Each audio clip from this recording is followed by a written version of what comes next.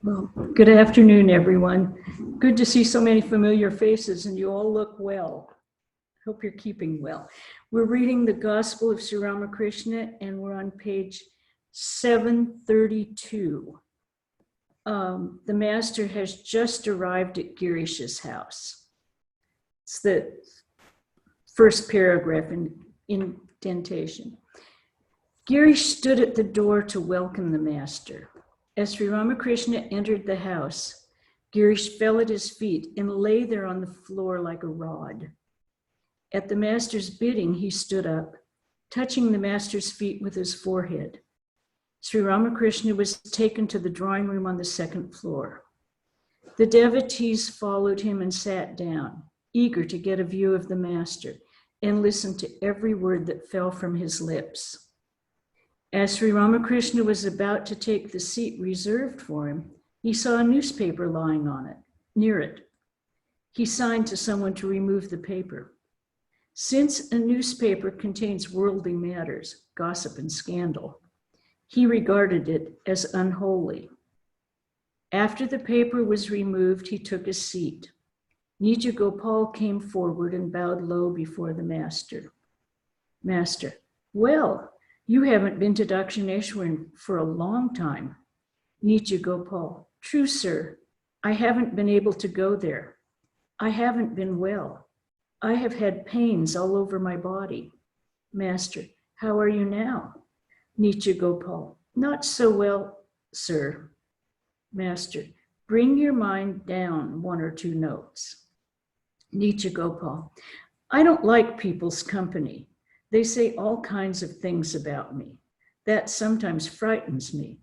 But again, I feel great strength within. Master, that's only natural. Who lives with you?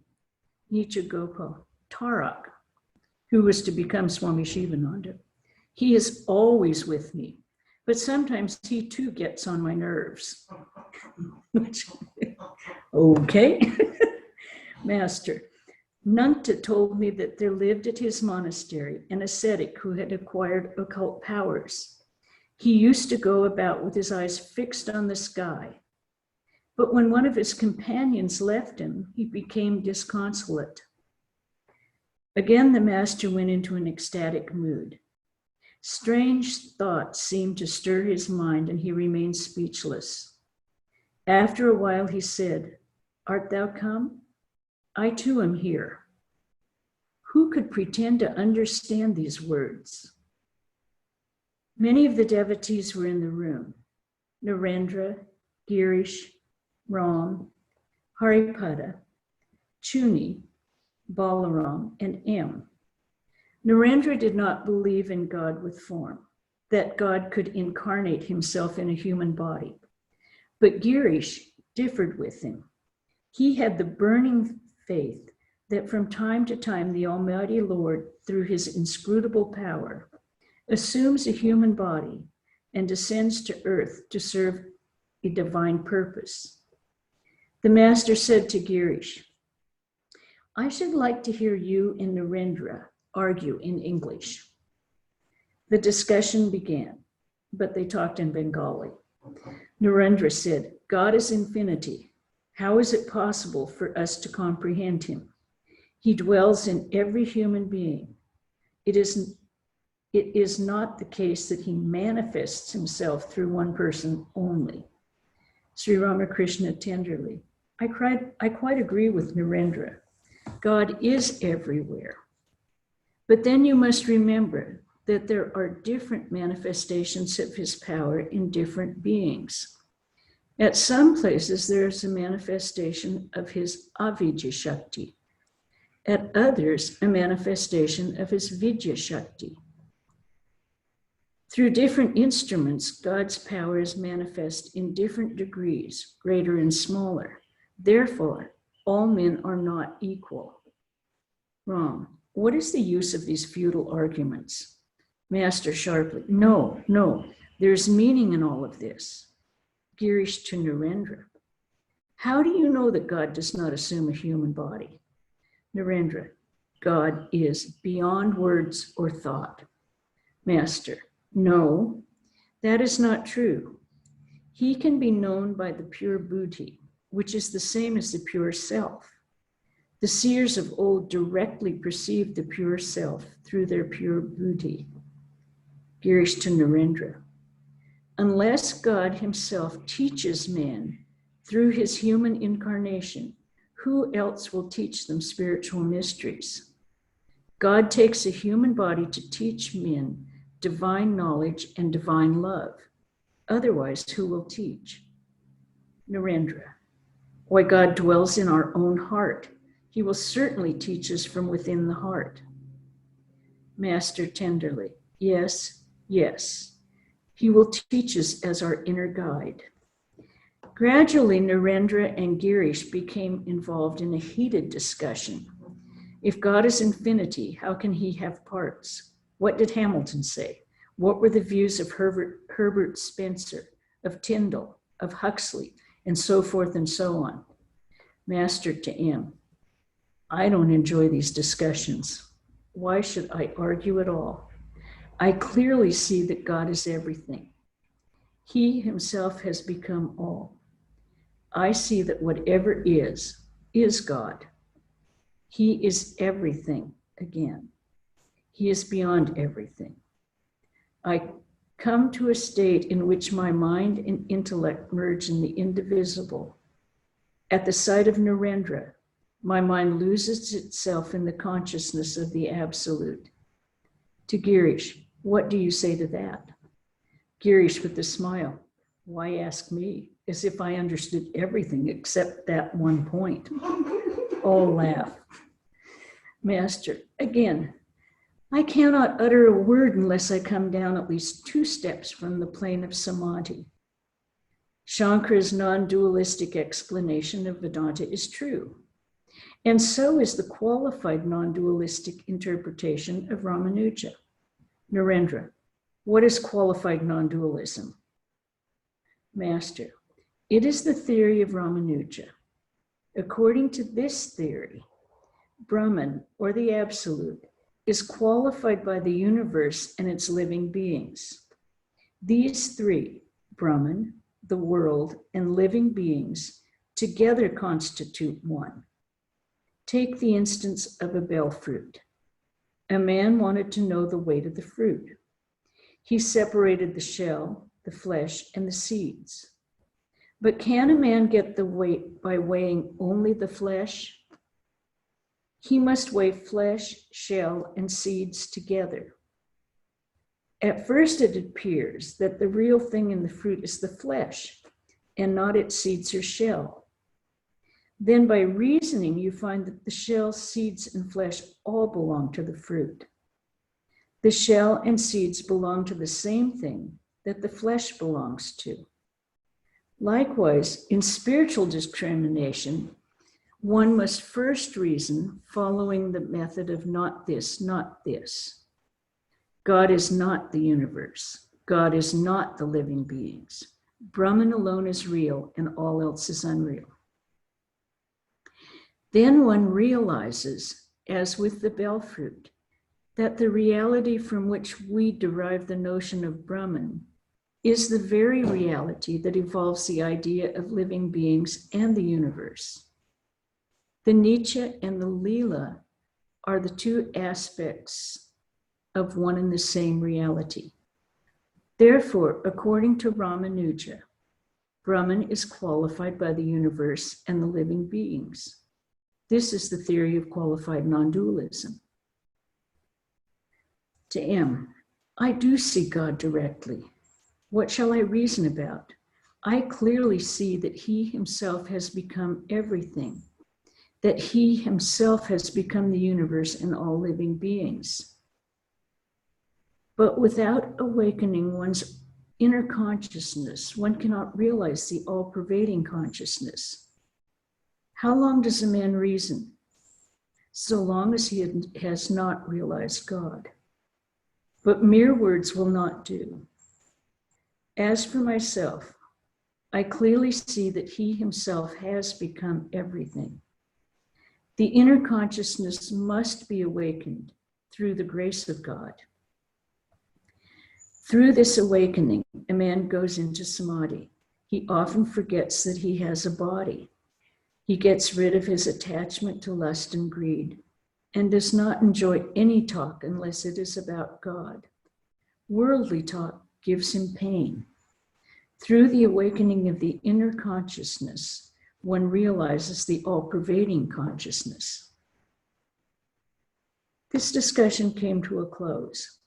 Sri Ramakrishna said to M, I have observed that a man acquires one kind of knowledge about God through reasoning and another kind through meditation. But he acquires a third kind of knowledge about God when God reveals himself to him, his devotee. If God himself reveals to his devotee the nature of divine incarnation, how he plays in the human form, then the devotee doesn't have to reason about the problem or need an explanation. Do you know what it is like? Suppose a man is in a dark room. He goes on rubbing a match against a matchbox, and all of a sudden light comes. Likewise, if God gives us this flash of divine light, all our doubts are destroyed. Can one ever know God by mere reasoning? Sri Ramakrishna asked Narendra to sit by his side. He tenderly inquired about his health and showed him much affection.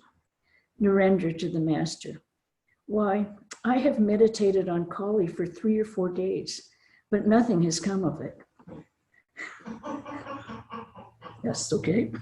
Master, all in good time, my child. Kali is none other than Brahman. That which is called Brahman is really Kali. She is the primal energy. When the energy remains inactive, I call it Brahman. And when it creates, preserves, and destroys, I call it Shakti or Kali. What you call Brahman, I call Kali. Brahman and Kali are not different. They are like fire and its power to burn.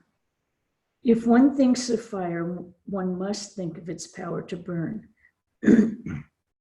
If one recognizes Kali, one must also recognize Brahman.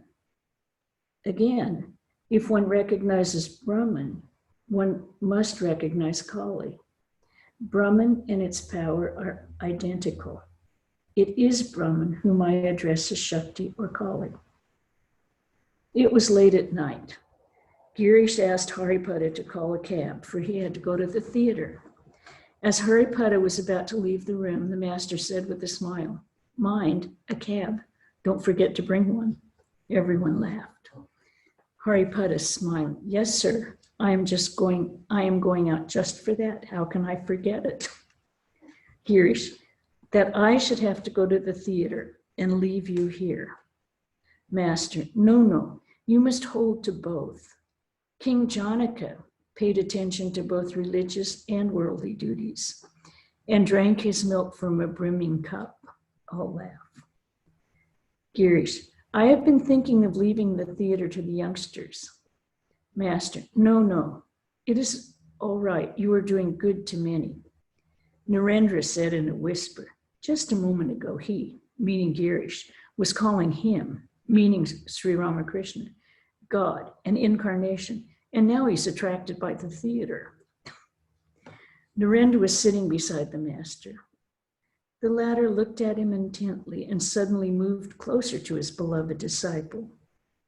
Narendra did not believe in God's assuming a human body, but what did that matter? Sri Ramakrishna's heart overflowed with more and more love for his disciple. He touched Narendra's body and said, quoting from a song, do you feel that your pride is wounded? So be it. Then we too have our pride.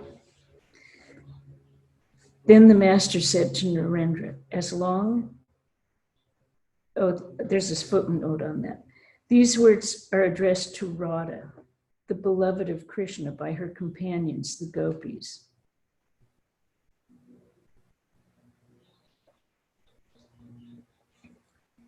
Then the master said to Narendra, as long as a man argues about God, he is not realized him. You two were arguing. I didn't like it. Now, do you remember who started the argument? Who asked them to argue about God? How long does one hear noise and uproar in a house where a big feast is being given? So long as the guests are not seated for the meal. As soon as food is served and people begin to eat, 3/4 of the noise disappears. Everyone laughed. When the dessert is served, there is still less noise. But when the guests eat the last course, buttermilk, then one hears nothing but the sound, soup, soup. When the meal is over, the guests retire to sleep and all is quiet. The nearer you approach to God, the less you reason and argue. When you attain him, then all sounds, all reasoning and disputing come to an end. Then you go into samadhi, sleep, into communion with God in silence. The master gently stroked Narendra's body and affectionately touched his chin, uttering sweetly the holy words, Hari Om, Hari Om, Hari Om. He was fast becoming unconscious of the outer world. His hand was on Narendra's foot. Still in that mood, he gently stroked Narendra's body. Slowly, a change came over his mind. With folded hands, he said to Narendra, "Sing a song, please. Then I shall be all right. How else shall I be able to stand on my own legs?" Again, he became speechless.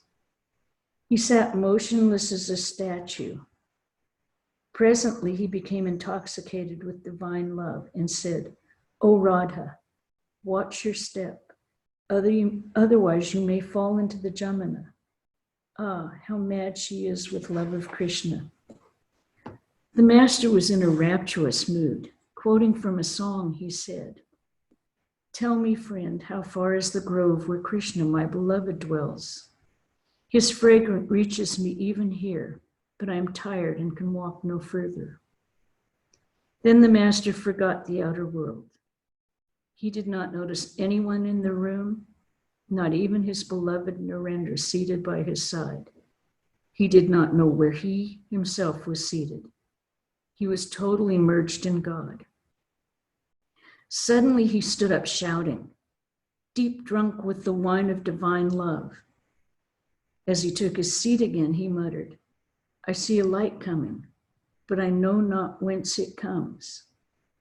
Now Narendra sang, "Lord, thou hast lifted all my sorrow with the vision of thy face, and the magic of thy beauty has bewitched my mind. Beholding thee, the 7 worlds forget their never-ending woe. What shall I say then of myself, a poor and lowly soul?" Listening to the song, Sri Ramakrishna again went into deep samadhi. His eyes were closed and his body was transfixed. Coming down from the ecstatic mood, he looked around and said, "Who will take me to the temple garden?" He appeared like a child who felt confused in the absence of his companion. It was late in the evening. The night was dark. The devotees stood by the carriage that had been brought to take the master to Dakshineshwar. They helped him in gently, for he was still in deep ecstasy. The carriage moved down the street, and they looked after it with wistful eyes. Soon the devotees turned homeward, a gentle south wind blowing in their faces. Some were humming the lines of the song, "Lord, thou hast lifted all my sorrow with the vision of thy face, and the magic of thy beauty has bewitched my mind." And that's the end of that evening. We'll start April 6th, 1885. This is the chapter with devotees in Calcutta. So now, Sri Ramakrishna sat in the drawing room of Balaram's house talking to M. It was a very hot day and long past 3 o'clock. He had come to Calcutta to see some of his young disciples and also to visit Devendra's house. Master to M, "I gave my word that I would be there at 3 o'clock, so I have come, but it is very hot." M. Yes, sir, you must have suffered very much. The devotees were fanning Sri Ramakrishna.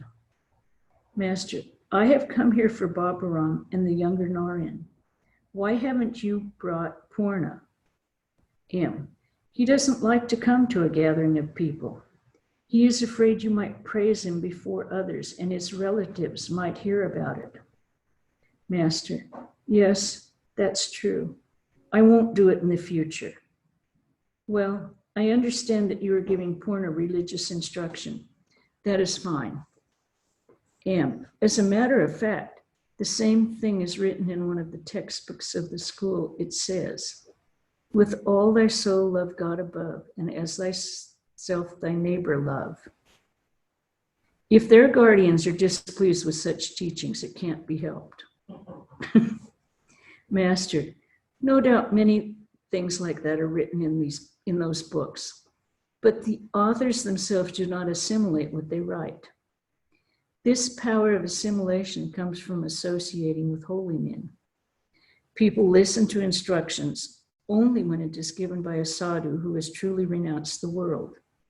They are not much impressed by the writings or the words of a mere scholar. Suppose a physician has a big jar of molasses by his side, and he asks his patients not to eat molasses. The patients won't pay much attention to his advice. Well, how do you find Purna? Does he go into ecstatic moods? M.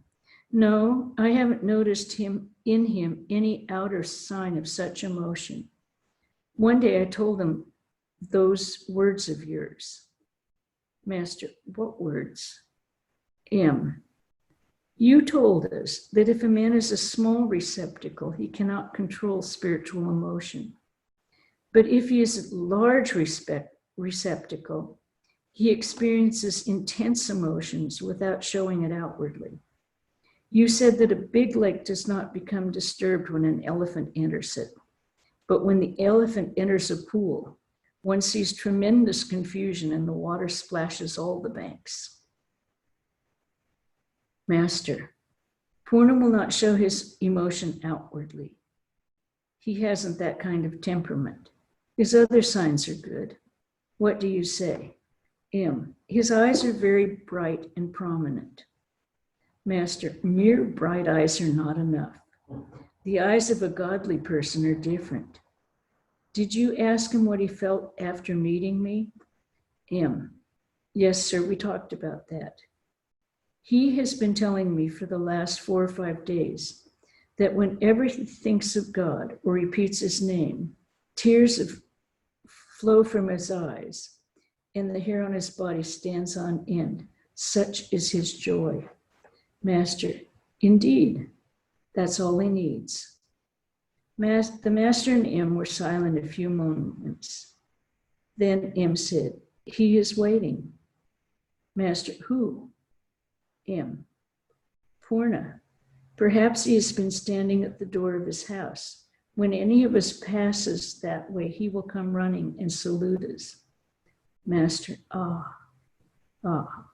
Sri Ramakrishna was resting, reclining against a bolster. M had brought with him a 12-year-old boy who was a student at his school. His name was Shirod. M. He's a nice boy. He finds great joy in spiritual talk. Master, smiling. He has eyes like a deer's. The boy saluted Sri Ramakrishna, touching his feet. Then he gently stroked the master's feet. Master to M. Rakal is staying at home now. He has an abscess and is not well. I understand that his wife expects a baby. Paltu and Binod were seated in front of the Sri Ramakrishna. Master to Paltu. What did you say to your father? To M. He answered back when his father told him not to come here. To Paltu. What did you say? Paltu. I said to him, yes, I go to him. Is that wrong? The master and M laughed. I shall say more if necessary. Master to M, smiling. No. Should he go so far? M. No, sir, he should not go too far. Sri Ramakrishna laughs. Master to Binod, how are you? Why haven't you come to Dakshineshwar? Binod, I almost came, but then I was afraid of falling ill again. I have been ill and am not doing well. Master, come to Dakshineshwar with me. The air is very good there. You will recover. The younger Narayan entered the room. Sri Ramakrishna was going out to wash his hands and face. The younger Narayan followed him with a towel. He wanted to pour water for the master. M was with them. Master, it's very hot today. M, yes, sir. Master, how do you live in that small room of yours? Doesn't it get very hot on the upper floor? M, yes, sir, it gets very hot. Master, besides, your wife has been suffering from brain trouble. You should keep her in a cool room. M, yes, sir. I have asked her to sleep downstairs. Sri Ramakrishna returned to the drawing room and took a seat. Master to M, why didn't you come to Dakshineshwar last Sunday? M, sir, there was no one else at home. My wife was not well and no one was there to look after her. And do we read till 5:30? Okay, I think we're going to stop there. We will be in Devendra's house next. And does anyone have any questions or comments about what we have read?